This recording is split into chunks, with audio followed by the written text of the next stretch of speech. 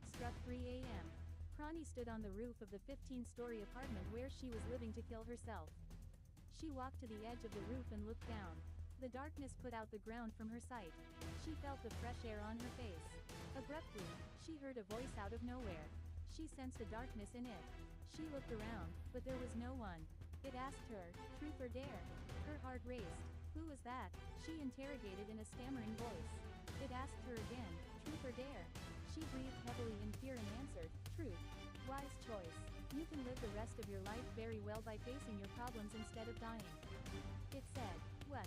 How can I live with the fact that I love him truly, yet he used me and threw me away like trash? She questioned it. Okay, if you can't face the truth, do the dare. It commanded. What is the dare? She asked. The dare is, kill yourself after living for another 7 days. Also, you will have a superpower for these 7 days. It said. She thought for a moment and asked, what is my superpower? To know about it, accept the dare. It demanded. She was confident that it won't make any difference.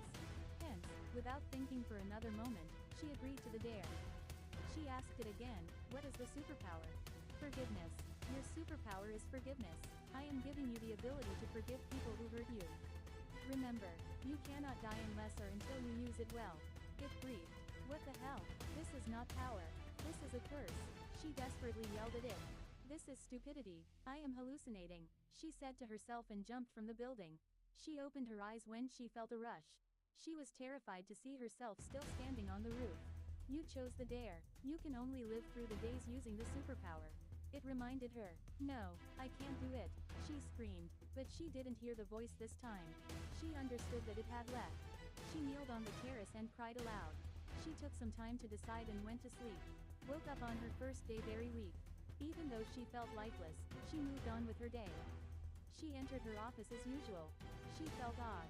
She noticed everyone staring at her strangely. She also heard some people talking harsh words behind her. They puzzled her. She turned on her desktop and logged onto the company's social media website.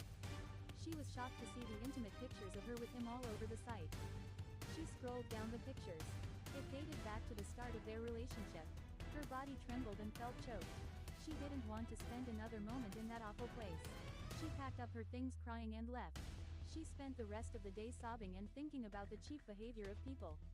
When she woke up on her second day, she felt furious.